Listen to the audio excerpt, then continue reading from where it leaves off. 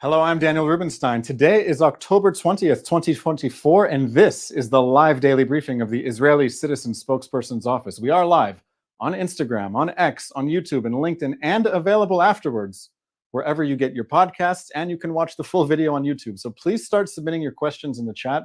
And as always, like and subscribe to help us reach a wider audience. Everyone has seen the news by now that Hamas leader Yahya Sinwar, the mastermind of the October 7th massacre, is dead. Israeli soldiers eliminated him last week in southern Gaza. Yahya Sinwar was one of the most evil men of our lifetimes. He was the Osama bin Laden of Gaza. The world is a better place without him. Sinwar's death is an opportunity for Hamas to end the horrible war that Sinwar started when he sent thousands of Hamas terrorists into Israel on October 7th in order to kill as many people as they could and to take as many hostages as they could. Now is the time for the whole world to pressure Hamas to free the hostages, surrender, and relinquish power. Hamas has lost the war. All that is left for Hamas is to acknowledge that it lost the war and not prolong everyone's suffering.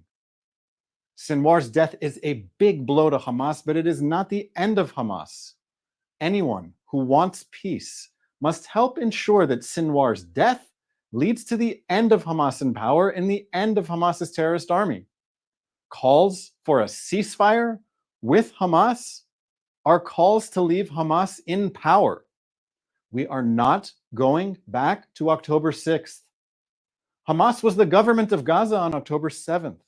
It cannot be the government of Gaza again. Gaza can't be rebuilt with the Hamas war machine still in power. The apparent leader of Hamas right now is its former leader, Khalid Mashal, who lives in Qatar. Western countries have leverage. Qatar must be pressured to extradite Mashal to face justice and to pressure him to formally surrender and end the war that Hamas started. I need your help. Hamas leader Yahya Sinwar is dead, but 101 Israeli hostages are still in Gaza. We have a chance to get them out. The Prime Minister of Israel made an offer to Hamas that everyone should hear. He said, "Whoever lays down his weapon and returns our hostages, we will allow him to go out and live." Israel has offered amnesty to Hamas terrorists who are holding hostages in exchange for releasing the hostages. Here's where I need your help. I'm looking for Palestinians who have said to Hamas, take the offer. The Palestinian president, Palestinian Authority officials, Palestinian diplomats, Palestinian civil society leaders, are any of them publicly urging Hamas to surrender, release the hostages, and end the war that it started? I can't find anyone. Maybe you can help me? Let me know in the comments. As I speak to you now, the war against Hezbollah in Lebanon continues. 100 rockets were fired today. It's only 3 p.m. in Israel. 100 rockets so far today were fired from Lebanon into Israel. Sirens are constantly going off and Israelis are running to their shelters. Yesterday, Hezbollah fired more than 100 rockets and suicide drones in a series of attacks. A man was killed from shrapnel in a rocket attack near the city of Akko. And one of the suicide drones targeted Israeli Prime Minister Benjamin Netanyahu's house in the town of Caesarea, which is more than 40 miles away from Lebanon. The Prime Minister and his wife were not home at the time. Despite the heavy blows to Hezbollah's leadership, the threat from Hezbollah, its terrorist army in Lebanon, remains. Diplomats from many countries are trying to end the war, but they aren't succeeding. Here's a lesson in how not to do diplomacy. The EU foreign policy chief, Josep Borrell, said that 5 steps should be taken with regard to Lebanon. There's one step that's missing. Let's see if you can spot it. Here are the 5 items in his list. Number 1, an immediate ceasefire. Number 2, the rapid election of a president. Number 3, the implementation of UN Security Council Resolution 1701 and the exclusive deployment of the Lebanese armed forces in the south. Number 4, a more robust mandate for UNIFIL. And number 5, the delivery of needed humanitarian aid. The one thing that he forgot to call for is peace. It's really that simple. The goal is peace. Israel and Lebanon should be living side by side in peace as good neighbors. A better future is possible. The main obstacle to this peace is Hezbollah and the Iranian regime that supports it. You may have noticed that Borrell didn't mention Hezbollah by name in his list. Why are so many of the world's diplomats so bad at diplomacy? If you know the answer, let me know in the comments. Now let's take some questions from our audience watching live on social media.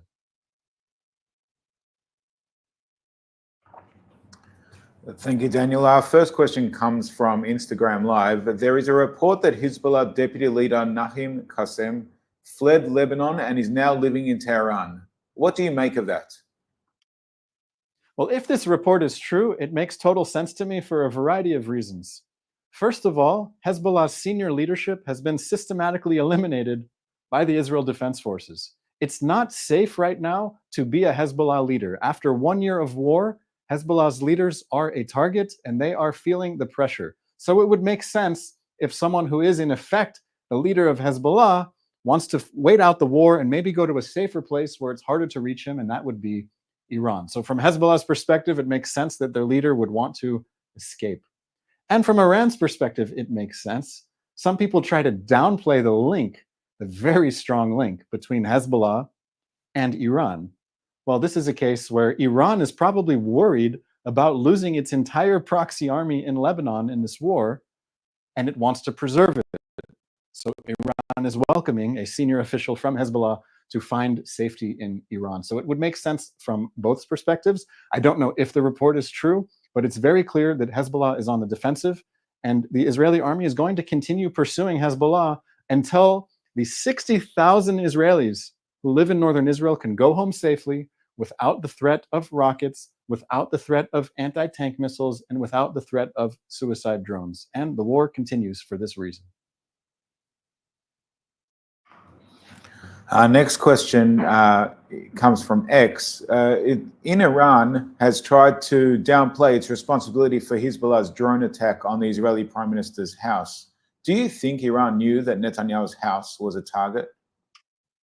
Yes, I do. I think it's very convenient for Iran to try to distance itself from Hezbollah when Iran is like the head of the octopus. Remember, Israel is fighting a 7-front war against the Iranian regime and its proxies. That's Hamas in Gaza, Hezbollah in Lebanon, terrorists in the West Bank, militias in Syria, militias in Iraq, the Houthis in Yemen, and the Iranian regime itself. Okay, we're talking 7 fronts. And the one in Lebanon especially is a 40-year investment of Iran. Hezbollah would not have entered the war at all on October 8th, 2023 without Iran's blessing. And much of what Hezbollah does is with Iranian coordination. There are officers of the Iranian Islamic Revolutionary Guard who are in Lebanon. They are coordinating with Hezbollah. So coordinating with Hezbollah. And it's hard to believe that Hezbollah could choose such a sensitive target, the house of the prime minister, without the Iranian regime knowing in some way. It just so happens that because the attack succeeded, the Iranian regime wants to distance itself because it knows also that an Israeli response is coming and it's overdue. We had 180 ballistic missiles fired from Iran a while ago, you remember? And Israel has said that it will respond. So we are still waiting to see what this response will look like, but it seems that Iran is not trying very hard to climb down from the tree that it climbed when it supported the war that Hamas started. And it makes total sense that Iran would have attempted to target the Israeli prime minister, and Iran should not be able to escape the consequences of its decision. Thank you for that, Daniel. And just following on, in regard to Israel's response, is it true that Israel's plans for an attack on Iran were leaked by US intelligence? I saw these reports today, and it's quite disturbing. What the questioner is referring to is that there are reports that very sensitive intelligence was leaked from the American side about what Israel is preparing to do to Iran. There was all kinds of sensitive reporting about what exactly Israel is preparing at various bases around the country. Now, it's very interesting that this leak would have come from somewhere in the United States, and it's concerning, and I hope it is sorted out. I don't know if the intelligence is true. I don't know if it's a misdirection, But the big picture is that the United States and Israel need to work together so that they can see eye to eye about a very clear, real, and present threat, which is the Iranian regime and its proxies that have chosen war. They have been fighting war for more than a year. And Iran fired 180 ballistic missiles. And Iran should expect a response to this. And the Americans should understand that Israel has no choice but to defend itself in this situation. And I hope that the differences between the United States and Israel can be resolved quietly behind closed doors. We have one last question for you, Daniel. That's coming from Instagram Live. The New York Times today reported that Saudi Arabia, which was open to a peace deal with Israel, is now moving closer to Iran. Is this accurate? Well, I can tell you a lot has changed in the past year. If you go back to the period of time before October 7th, we are still in the aftermath of the Abraham Accords, which was a series of peace treaties between Israel and the United Arab Emirates, Israel and Bahrain, Israel and Morocco, and even Israel and Sudan. There were a number of countries that were willing to normalize ties with Israel, make peace with Israel, and have normal relations like countries are supposed to have with each other. None of this could have happened. The Abraham Accords could not have happened without the blessing of Saudi Arabia. So Saudi Arabia wanted to see how the Abraham Accords would go before perhaps joining the Accords itself. And these were the discussions in the weeks and months before the October 7th massacre. There were headlines about how Saudi Arabia and Israel are very close to normalizing ties. This is one of the reasons that the Iranian axis and its proxy armies, Hezbollah and Hamas, started a war against Israel. They wanted to disrupt this normalization, this peace between Israel and Saudi Arabia and other Arab countries in the region. And it remains to be seen if this effort to disrupt the peace will succeed. If Israel does not in any way win the war that it's currently fighting, then countries like Saudi Arabia are not going to want to partner with a loser. People want to partner with winners, and Saudi Arabia has to take care of itself and understand its own interests, and it's across just one body of water from Iran. So it's understandable that Saudi Arabia wants to feel out its options, but I think what Saudi Arabia wants is US security guarantees. It wants to be in the Western security umbrella. It wants to distance itself ultimately from Iran, but it remains to be seen how this war will end, and Saudi Arabia has to take care of itself first. That's all the time we have for today. I thank you so much for submitting the questions. If you have more questions, you can find me on social media, on my personal accounts. Find me, Daniel Rubenstein, on Instagram, on Twitter. Thank you so much for watching. This has been the live daily briefing of the Israeli Citizen Spokesperson's Office. We're back tomorrow at 3 p.m. Israel time, 8 a.m. Eastern. Have a wonderful day.